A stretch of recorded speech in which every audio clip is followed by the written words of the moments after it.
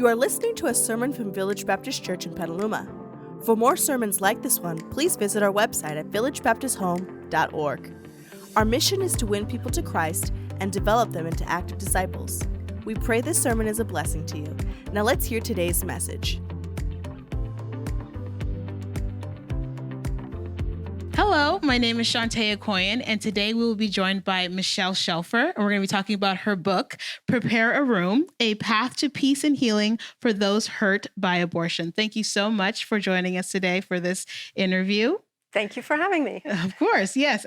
So my very first question is that we just kind of want to know a little bit about yourself. So can you tell us a little bit about you? Yes, well, I come from a Jewish background. I was raised in a secular Jewish home. My mother is a Holocaust survivor, so it's really unlikely that I would ever encounter Jesus, but he has his ways of reaching out to even the most unlikely people.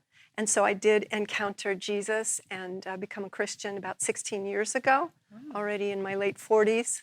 And then for those of you watching who are familiar with Village Baptist, I immediately in that same year became a part of your grandfather's church.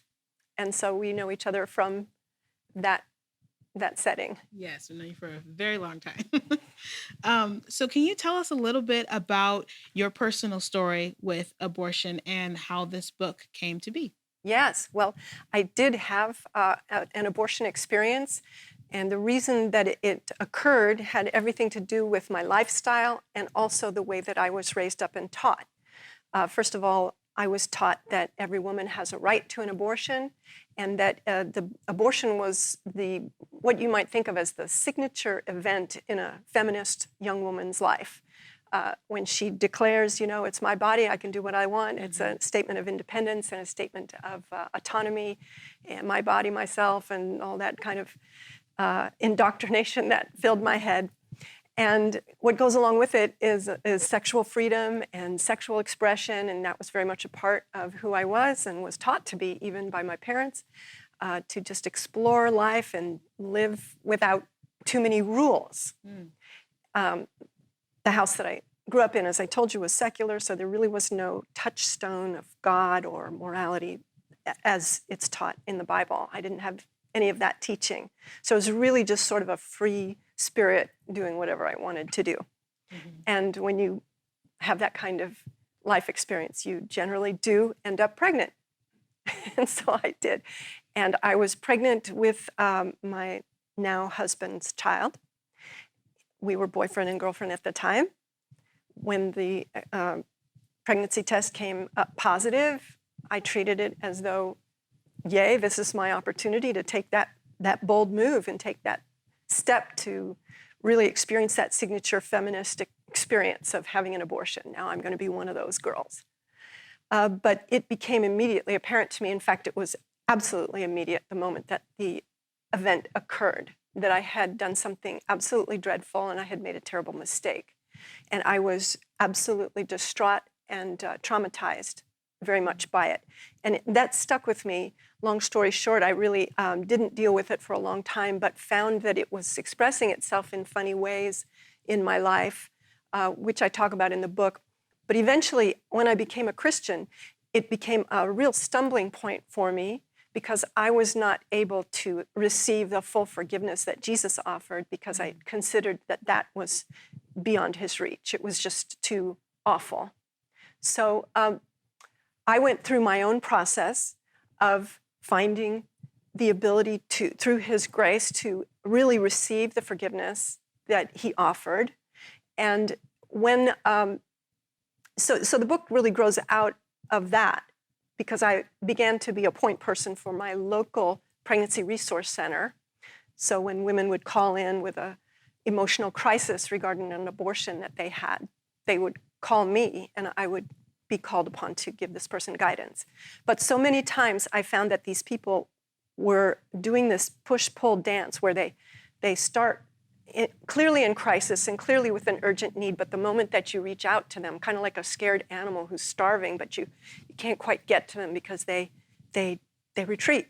So the issues of shame, the issues of guilt, just the filthiness of the topic, the fact that the culture treats it as a taboo made it very difficult for me to reach in any kind of helpful way. So thus was born the idea, well, maybe I should just write a book. And then they can take it to their house. They can just go close the door. They don't have to talk to me or anybody. They can just deal with it on their own. So that was the reasoning behind the book. Wow, awesome. You mentioned a little bit about how sometimes the culture can indoctrinate us and teach us things. What harmful things do you think that the culture has taught us when it comes to abortion?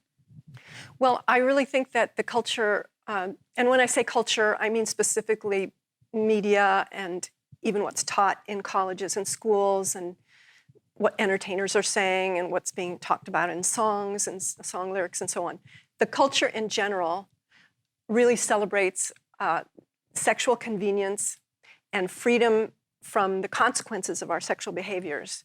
So they're really pushing sexuality, and particularly on younger and younger people. And sexual freedom, the kind that I was raised with, it's been updated and brought into the new, more modern culture, but it's still very much being promoted.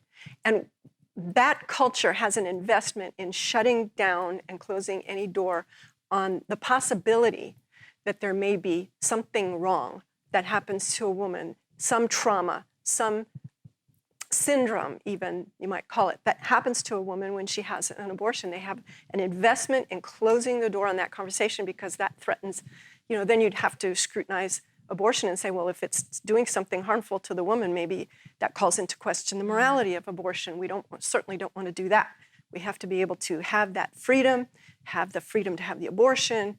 And there's just a kind of a cascading set of lies, I think, and cover up. So really, that's why I have a picture of an open door here. I'm trying to open a door that's been shut. Women are silenced. Women are in a situation where they're dealing with a taboo. There's no place to go to talk about it. Where would you go? Where would you go? I had therapists calling me saying, I don't know how to talk to my patient about this. I've never had that experience, so I don't even know how to help this person. So that's what they're doing that's harmful, is they're shutting the door. And I'll tell you a funny thing. I was just hearing about how there's a psychological designation for something called doom scrolling. Now, doom scrolling is when you get so upset and depressed because of all the scrolling that you do on your iPhone. So they've got a designation for that. They probably have a designation for, trauma from an ingrown hair. But God forbid that you should actually question that there may be something wrong when the most invasive procedure that takes a life, hormonal imbalance occurs and emotional trauma occurs, but yet we can't talk about that. We can't talk about that. So my husband calls me the skunk at the garden party. I'm the one that's just going to stink up the room and say, well, I have to talk about the things that are hard to talk about. Yeah. That's what I'm here to do. Yeah, in the book, this was the first time I had heard of PASS, which is post-abortion stress syndrome, correct? Yes, and that was the first time for me I'd ever even heard of that. Now, I knew as a concept, obviously, someone who has an abortion is probably going to feel something different. Your body's going through something very traumatic, but I've never in the media, at least, ever heard about it. So do you think that this is something that maybe the church should take a step forward in and trying to help these women who are dealing with PASS or PASS? I absolutely do feel very strongly about that. I think that the church is under the same taboo as the rest of the culture, frankly, that there's not an open door even in a church setting. Who can I talk to? Is there someone I can talk to? There's not necessarily an open door even in a church. It's silenced. It's kind of on the down low. We all do it, but we don't really talk about it. I kind of had to, so whatever, I'll just deal with it. So women are really left on their own, even in a church. And yes, I'm all for tearing open those boxes that are closed out of just fear of shame. There's, are we not going to talk about pornography? Are we not going to talk about divorce? Are we not going to talk about the things that are difficult to talk about just because they're difficult? Those are the things that need to be talked about the most. Right. And this is one such thing. Right. The church over time has been met with so much, I guess you can say, adversity because of the way that they have uh, attacked those who have had abortions, or the imagery that you see in media. I'm an actor, and so a lot of the shows that I see, when you're portraying a Christian and there's abortion in the same scene, you see them screaming at young girls walking into clinics. You see, the social media posts of "you're a murderer" and really, really strong language like that. That would, I think, make anybody run away from the church. Yes. What kind of things can we do as Christians to begin to dismantle that view and look more like Christ? Well, stop judging and condemning, I guess, and come with some compassion and some love. I mean, we have to take our sins and put them at the foot of the cross. And this person may not have had an abortion, but she has no right to judge this person who has. She's done her own set of mess, right? She's made her own mess, and she had to come before the Lord and bring it to the foot of the cross and seek forgiveness. And so does this person here. And if we can just, in a kind and loving and gentle and non-condemning way. Yeah, I mean, the example that I use in the book has to do with the way that Jesus treated the woman caught in adultery. So, like you said, here's the church just wanting to stone her and just give her the punishment that she's due. She is due the punishment of death under ancient Hebrew law. That was her punishment. It was a righteous punishment. But what did Jesus do? He dismissed the others, reminding them that they also were sinners. And then he said, I don't condemn you either. Just don't do it again. Let your heart be transformed. Don't engage in that behavior anymore, but you are offered forgiveness. And so, the voice that I'm coming through with here is a voice of compassion and as much love as I can summon for these women, because, oh my goodness, they're suffering. They're suffering, and they're suffering alone. And by the way, speaking to the portrayal of the screaming people at the abortion clinics, I just have to say that my husband and I, before we were married, 3 months after that abortion experience, I got pregnant again. And I went yet again to another abortion appointment, which I did not follow through on. And I think one of the reasons that I had the presence of mind to say, I'm sitting in the waiting room, but I'm actually going to go to the desk now and get my money back and walk out, is because there were women outside the clinic praying. They weren't yelling at me.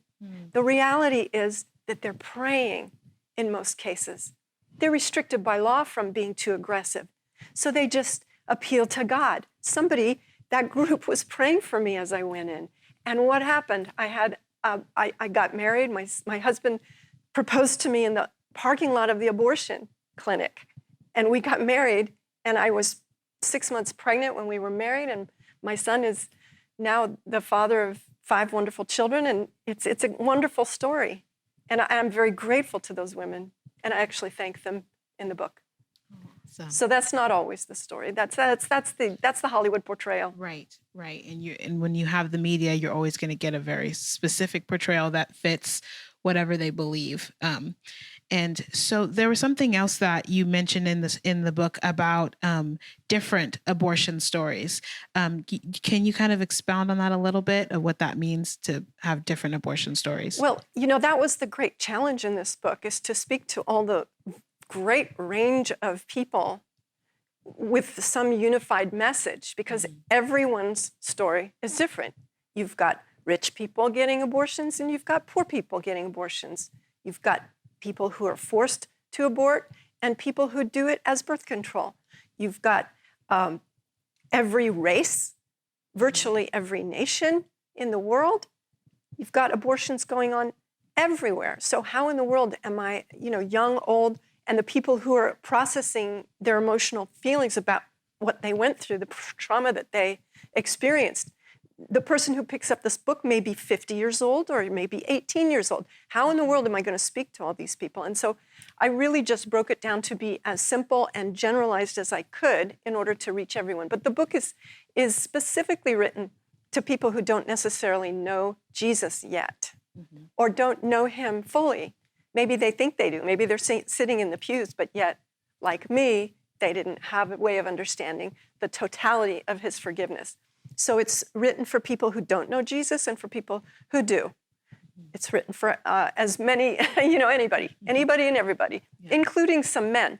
We do address, although not as much as a woman, but we do address men's issues as well in the book. Which I did appreciate reading that, because I do think that is an aspect sometimes people don't think about, the people who were the fathers, that they also have feelings and things that they're going through as well. But even in reading the book, that was something that I thought of myself, was there's a very kind and careful nature to the words that are used and the phrases that are used, where I felt like if I wasn't a Christian, I would feel like it was a safe place for me to express myself and to learn, and I wouldn't feel condemned. And so I really did sense that as I was reading the book as well. So glad to hear that. Good. Something recently that I have been watching, I've been rewatching Grey's Anatomy. And there's an episode recently where one of the characters, she didn't have a good upbringing, and now she's married and has a great job, but she decides to go back and find her birth mother.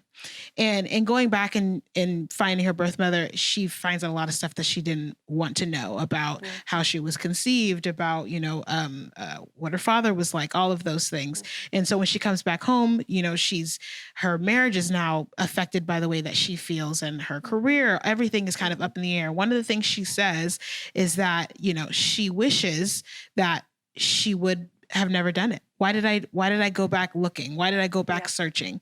And so for a lot of women who have dealt with abortions in the past, or maybe their children have had abortions, or maybe a close friend or something like that, they kind of didn't really deal with it, but they feel better now.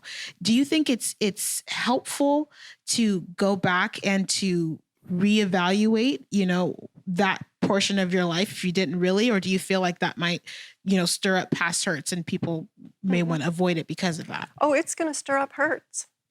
Of course it is. You can't suddenly decide, well, I'm going to open that box and see what's in there and look closely at it without expecting that there's going to be consequences. Right. And it's not going to be an easy road.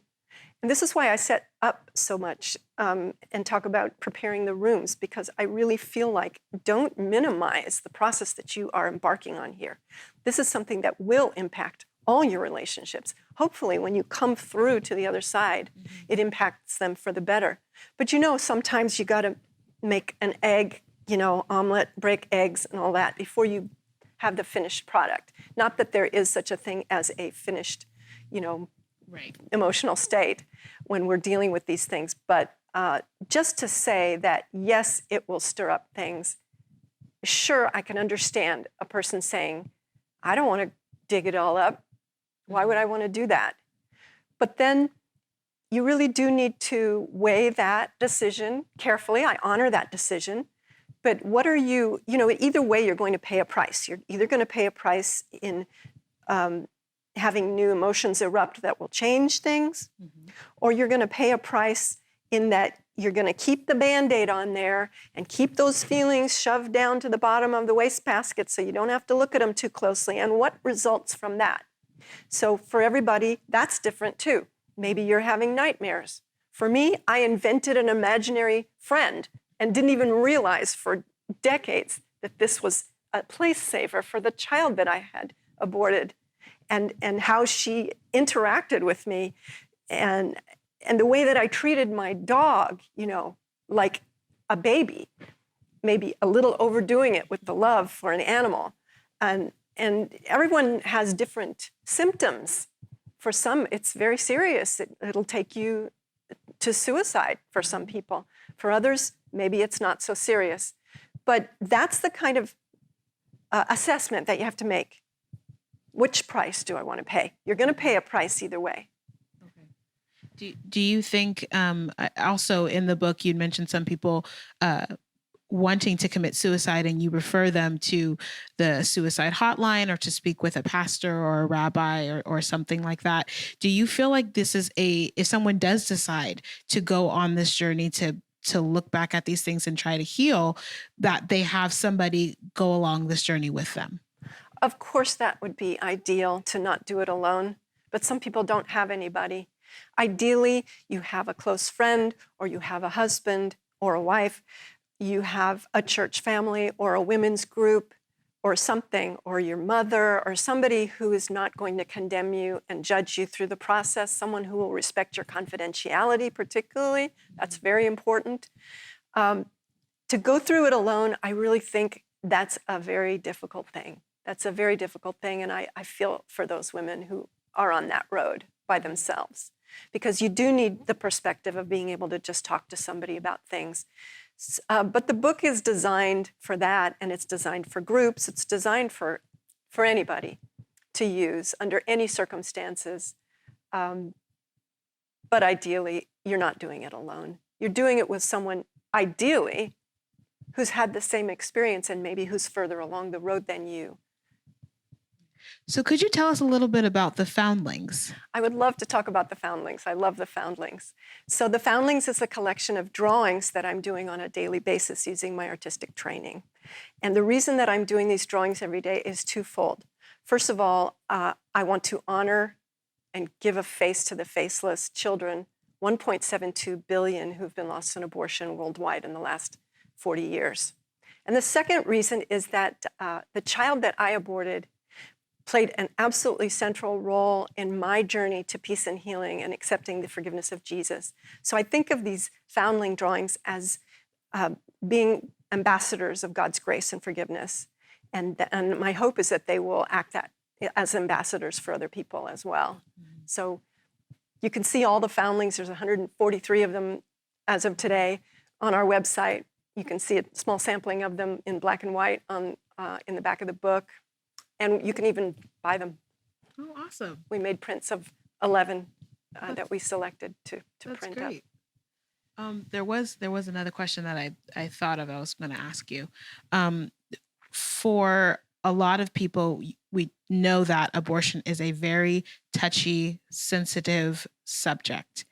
And we know that we should never shy away from talking about things that are difficult. We should never shy away from truth. But at the same time, how do you think we can, in the best way, speak about abortion without being quiet, but without, ruining our chances of actually bringing people in and helping people, whether they become Christians or not, even just helping them heal? I think an invitation is a good idea. And maybe preparing, if you're a pastor in a congregation or a representative in a congregation, to say, we're going to be talking about this at such and such a time in this room. And for those of you who have that need, why don't you just come and join us? And so it's not sort of thrown on everybody. Give people a chance to acclimatize themselves to the fact that there's going to be something going on that maybe they're a little uncomfortable with, maybe even talk about that. You may be uncomfortable with what I'm saying and so on. Be upfront about it. But I think it's also a really good idea to educate the congregation, if we're talking about speaking to churches, educate them on the need to talk about it. Maybe they don't know. Maybe the people who have no abortion experience don't even know that there's people sitting next to them in the pews who are suffering in silence and have need. Maybe they don't even know that. And maybe the woman in need has not even yet made the connection between some of her dysfunctional behaviors or self-destructive tendencies and the abortion experience that she had.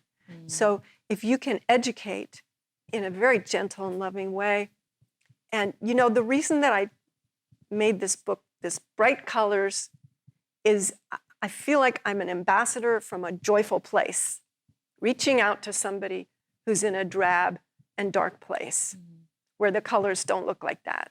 The colors are gray and dark. And I want to just reach out and say, you have joy ahead of you. I'm an ambassador from a place that's in your future. You have something to look forward to. It's worth the trouble.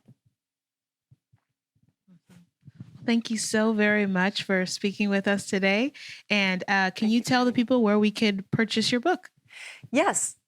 It's on Amazon, and it's available through my publisher, who's Nordskog Publishing, NORDSKOG Publishing.com. And I'm happy to speak to anybody who wishes to speak about it. Awesome. Thank you again so much for being here. Thank you for having me. Thank you for listening. If you would love to hear more sermons like this one or find out more about our church, please visit us at villagebaptisthome.org. Until next time, take care and God bless.